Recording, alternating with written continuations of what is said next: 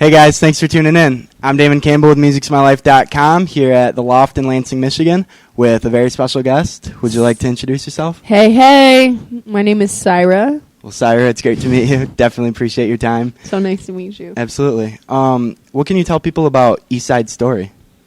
Oh my God. Really? Wow, this guy going deep in the vault. Yeah, trying. I think that was like the second song I ever wrote when I was like, I don't know, I was mad young. I don't even really remember what it was about, but I'm obsessed with West Side Story. Okay. The musical. Real life. So that was kind of my version of that, and, you know. Do you remember the first one that you ever made or no? By chance? I think it was a project on something that AC Alone... Okay. From Freestyle Fellowship, like he engineered. It was like a verse on that, and then the first song I think I did was maybe a Walker in the City. Okay. Did you somehow find that? I think I saw something about it. This guy, he's like, tell me about this picture when you were 3. What's going on? I'm very impressed. Okay. Thank you. Yeah. Didn't want to waste your time or anything. No, that was incredible. Yeah. My mind's blown right now. Just getting started. Just chilling in a basement, talking about intimate songs. I like it. But then before you were actually making music, you started off writing journals?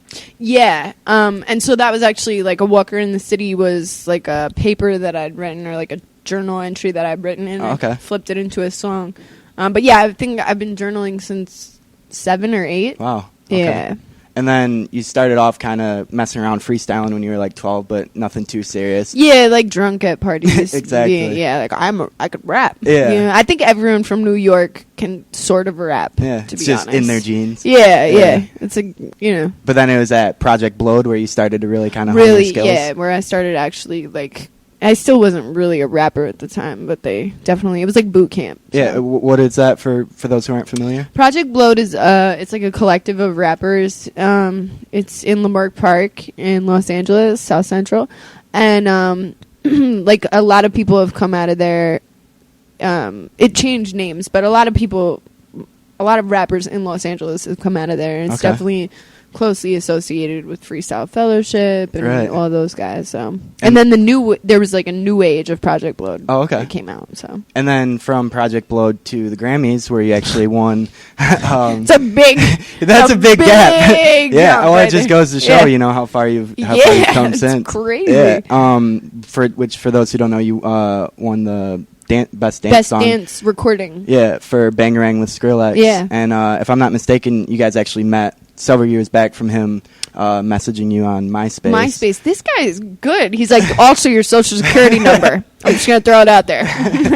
And then I believe you were in actually Romania at the time. Yes. And weren't you, didn't you kind of like stir up some controversy when you were out there? I'm taking you with me. I don't know where you guys found him, but I'm taking him. We're going. I didn't mean to. I got booked for like a tour out there. And it was like a month long. And then somehow something happened. They like thought I was on drugs the whole time because I drank a lot of water. Okay. Meanwhile, it was like the worst. You know, it was the worst hit by global warming in terms of like the heat. It's like the hottest place.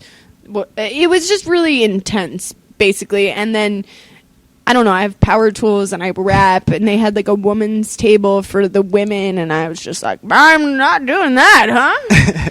And I didn't want to sleep with them, you know. Yeah. It was a weird thing. So they thought I was a lesbian feminist trying to help the women rebel or something. And I was like, I'm just trying to live. Yeah, definitely. I'm just trying to live right now. Well, you do have kind of a bit of a history of causing some trouble, particularly, you know, with the law in your teenage years and whatnot. Yeah. Good old days. Yeah. All things considered, though, I guess somewhat understandable. But I still find it kind of ironic, though, because, like, didn't your grandma actually work in, like, a jail or something? Yes! Oh, my... Yo, this is tight. I like you. Yeah, my granny worked for the prison system as, like, a therapist for the prison system for, like, 30 years. That's awesome. She's down. She's got a hand tattoo. And that's crazy. She's incredible. But, yeah, so I got arrested a lot, and it was very disappointing to them. Definitely, I would imagine. And then on a somewhat related note, what's the Big Pun's Capital Punishment album? That changed my life. Yeah, absolutely. I think I must have been like 10,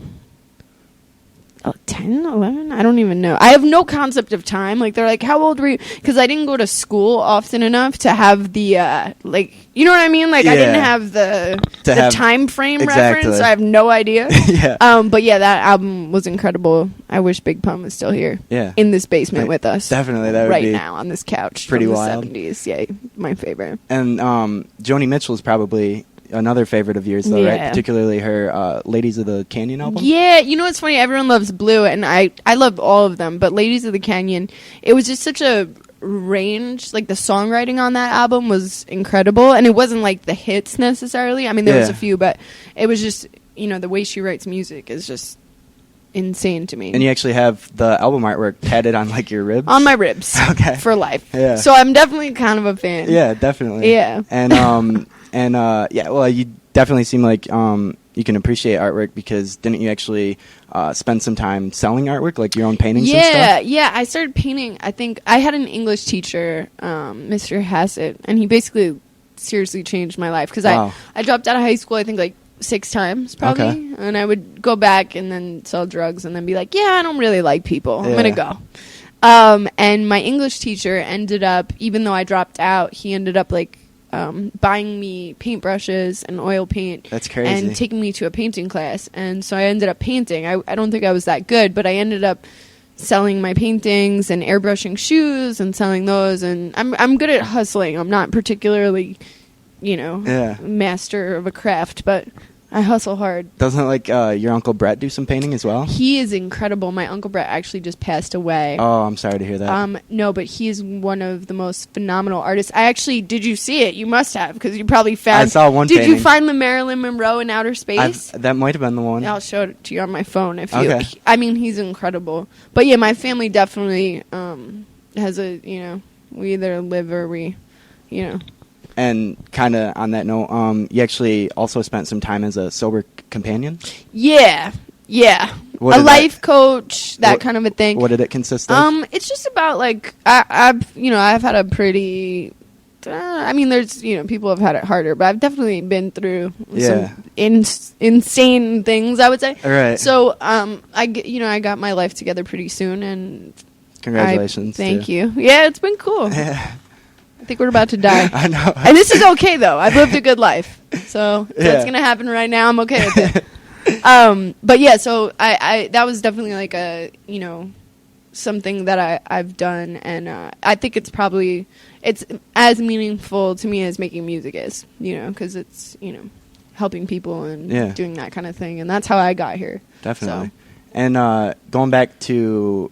I believe your first project, Clean Windows, Dirty Floors, with DJ Hoppa. You had a song on there called Addict, which actually features your dad's vocals and him playing the guitar as well. Yeah. And I noticed on it how he said something about songs from the attic. Was that like a project Crazy, right? that he was working on, or what was that? So I think it was like a month, or it was the day before my birthday. Okay.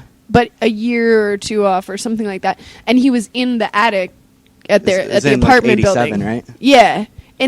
So he was in the attic upstairs in the apartment building. So he said songs from the attic, but it was such a play on words. Cause, as you know, my dad died of a heroin overdose. So it was like a really odd kind of a, foreshadowing there. So yeah, absolutely. Hoppa flipped that and... Yeah, that was cool. I mean, my dad was an incredible musician, so I always loved to. He toured as well, right? Like with the Doobie Brothers. Yeah. He did a lot of things. He played in a bunch of bands. There was like a weird glam hair. Do you remember what it was called, or no? No, he had a lot of names. Oh, okay. The bands had a lot of names. Yeah, he was a part of probably like 10 bands, but some of them were more successful than others. But he always just played music to play. Did he ever take you with him on any tours or anything? No, but I grew up in like a pretty, they were kind of... There was a lot of music amongst other things. Definitely. So. And wasn't your first show actually the Beach Boys? Yeah, it was at Jones Beach, and most of them were already kind of gone. But it was tight. That was like my first real concert. Yeah, it was like a beached man, just one. So. And here you are on what appears to be a pretty successful tour of your own. Yeah. But in the early going, didn't you actually have to borrow like some money from a fellow named Manny to be able to go on tour? Oh yeah, I didn't even borrow it. He gave it to me. Although I will pay you back, Manny, if you want. Yeah.